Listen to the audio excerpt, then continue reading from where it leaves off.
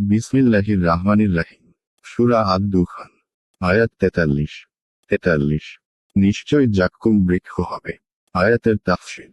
নিশ্চয় জাক্কুম গাছ হবে। আয়াত 44। পাপীর খাদ্য। আয়াতের তাফসীর।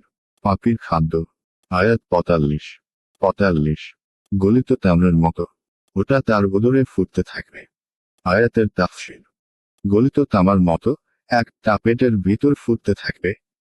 গলিত তামা আগুনে গলিত জিনিস, অথবা তৈলকীত্য, যা তেলপাত্রের তলে ঘোলাটে মাটির মতো পড়ে থাকে।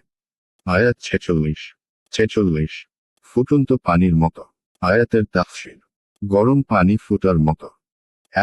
সেই জাক্কুম খাদ্য ফুটন্ত পানির মতো পেটে ফুটতে থাকবে। আয়াত 47।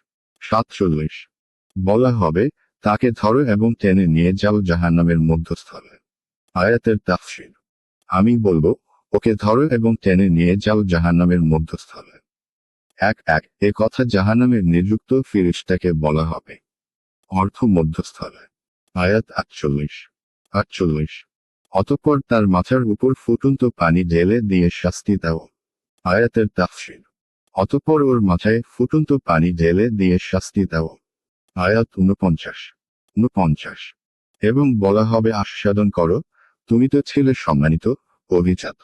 আয়াতের তাফসীর। এবং বলো, আস্বাদ গ্রহণ করো, তুমি তো ছিলে সম্মানিত, সম্ভ্রান্ত।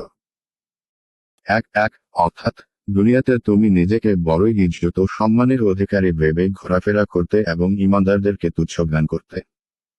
আয়াত 50। এটা তো ওটাই, যে বিষয়ে তোমরা সন্দেহ করতে। আয়াতের তাফসীর।